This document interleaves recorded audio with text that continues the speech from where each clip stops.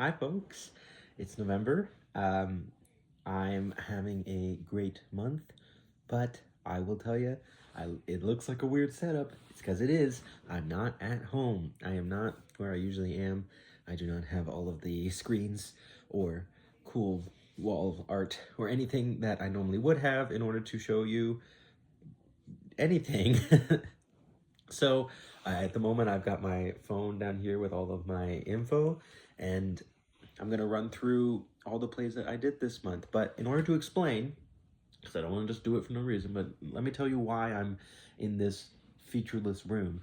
It's because I'm staying at a hostel, kind of like a hotel in Ontario right now. I am in Ontario because I am studying stage combat at a really cool place called Rapier Wit. It's awesome. I'm having a great time, but I I'm here for a long time, so I haven't had a whole lot of chances to do any of the normal things I would want to do after I write a play, where I make a little video about it, or I try to get some people to talk about it.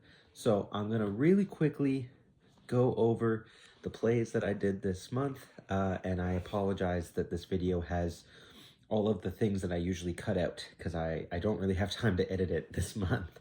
But next month, I promise it'll be a lot better. I'll be at home. It'll be normal. So our first play this month was called To Do. I wrote it on the plane from not from where I live to Toronto, but actually me and my partner went down to the States for a little trip. It was very nice. We saw a great show, and I wrote it on that plane. I was thinking about how you have to like compartmentalize your time, and at some points in your life, it's just impossible to give yourself the time you need to actually feel the moments that are happening around you. So To Do is about a mother or a mother, she's a lot of things, not just a mother, but she's writing this to-do list of things to do the next day, and you realize very quickly that she's planning a funeral for somebody very important to her, and just doesn't have time to do anything that actually would be very helpful. So it's only the one page. It's 145 words. It's very short. It's bullet points. It's segmented like a list. It's about grief, time are the themes that I want to talk about, and there might be more. It took me about an hour to write, and I didn't really plan much of anything. I was just writing it while I was bored on a plane. I put potential as low, but I feel like if I just give it some more thought, I probably could have more to go. I gave it 0% comedy, 50% drama. I'm not sure either direction, because it is so short, it's kind of hard to tell what way it might be heading. And you'll see a lot from Rowan this week. Rowan said, "I love this," and had a lot of other thoughts, but in the gist of it, very much like the format, and is interested to see how the device would work on stage. So thank you, Rowan. I really appreciate that. I agree. I think for costumes, if you were getting costumes involved, it would have to be modern mourning. It's a funeral situation. No, not really applicable as the favorite line. I like to have a favorite line, but in this case, it really is just like pick up dry cleaning, like things like that. So I don't have anything that sticks out particularly. And of course, my favorite character has to be our writer, the person writing the character. Sometimes favorite line, favorite character don't work so well when I do experimental stuff. So in this case, I think that's sort of that situation. And I think I gave it, yes, that is a 6. I gave it a 6 because it's so short. I wanted to give it more. I think for what it is, it's working really well. But of course, it doesn't have a whole lot to go. So I'll just move on to our next play. The next one I have titled Belief. It is 2 pages, and that is 888 words. It's about judgment and perspective and belief. The situation is just this really long monologue that slowly gives you more information about the situation.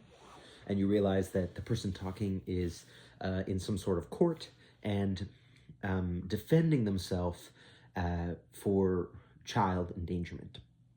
And as they keep talking, they talk more about how they weren't endangering the child. They were actually just looking out for them in their own unconventional way. And it's a very interesting character study, I think, and I really like how it turned out. I think there's more to do about it, as always, but it's pretty nice.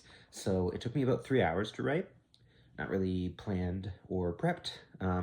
Potential medium to high because it does have it could go a good distance.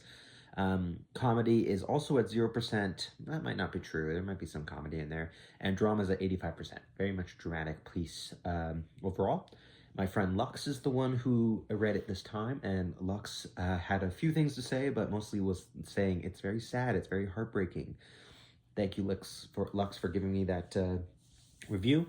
I think you're right. I think it is the way I do the reveals over time definitely paint a very sad picture. So I agree. Potential costumes, I think you have to go court formal. I don't know if it's bad if you show up in a very informal outfit, but like you're in court, you kind of have to. My favorite line is, "I'm a liar, but I tell the truth most of the time." That's from our main character. And of course, my favorite character's also gotta be the main character. That's the only one you really get to know at all. And for overall rating, I put this at a 6.5. Not because it's worse than the one before, but mostly because it kind of is unfinished. It leaves a lot to interpretation, and I know I don't like when I do that. I wanted to give it more substance, so I think I would write more to it if I really tried. Then our next play I've called Apocalypuppet. I'm not sure if there's a better way to fit puppet into the word apocalypse. Maybe a puppetocalypse would be fitting. I don't know, but it's basically like a kid's puppet show. But you realize is actually about preventing the rapture, like the end of the world. It's 2 pages, it's 262 words. I put themes of propaganda and media and safety, and it took me about an hour to write because puppets just come so naturally to me. I look like I envision it in my head, and then I just put what I think on the page. Potential, I put medium, because I do think there's quite a cool way this could go. There's some cool stuff about it. And no prep or planning, of course. 60% drama, 15%, no, sorry, other way around. 60% comedy, 15% drama. Scratch that, flip it, reverse it. It's definitely comedy. It's, puppet shows are almost, I love comedic puppet shows, and I think even when you have a dramatic puppet show, it ends up being kind of comedic anyway, because it is, it's fun to watch somebody, move something else and try to get you to believe that it's real. And Rowan is the one who read this one again. Rowan had a lot of thoughts, and I summed them up here. They said, interesting premise and wondering about the format. So Rowan's like, how would this work on stage? And I agree. There is some interesting ways you could put it on stage, and you would have to interpret some of my stage directions and kind of come up with some choices. So I would be interested to see how that works too. So I agree with that one, yep. And I think for costumes, they're puppets. Do whatever you want. My favorite line is, "Uh-oh, someone isn't opening our heart sing," from our narrator, and of course my favorite character has to be the itty bitty puppets, which is what they're called in this one. I gave this an 8. I think puppets are always fun. The concept is real strong, so as soon as you try to envision it on stage, ideas are just gonna happen, which I really like.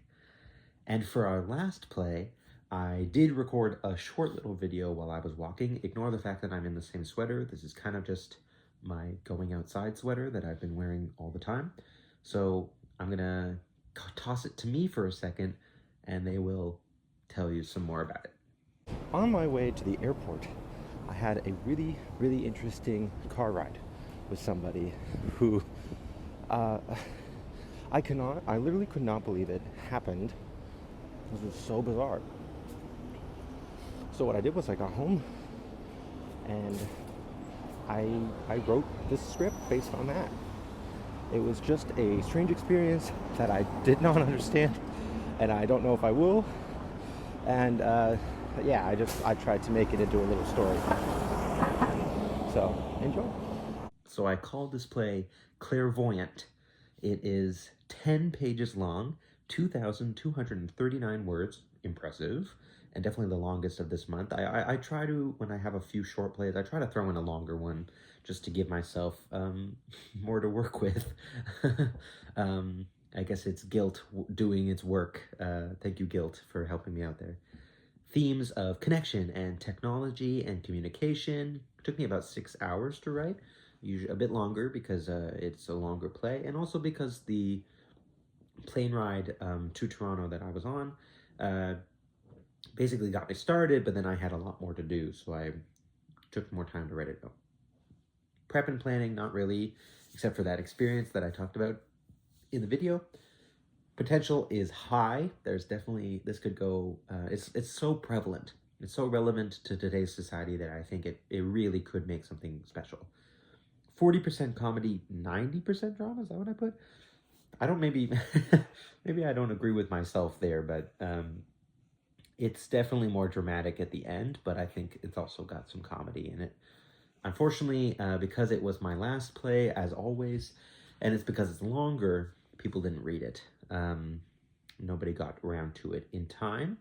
That's usually my fault because I just told people too late that they could read them.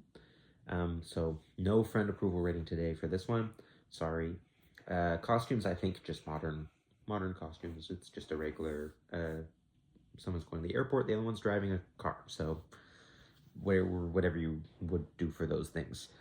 My favorite line here is, change ain't bad, it's usually where the best people are. That comes from Garrett. And my favorite character, I couldn't really choose between Garrett and Claire. I was trying to make them both very human.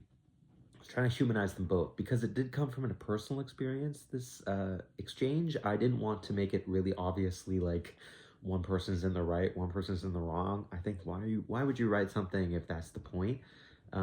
Humans have depth and nuance, so I wanted these characters to have that as well. And for rating, I gave it an 8.5 because it's really strong, but there's still always more work that could be done.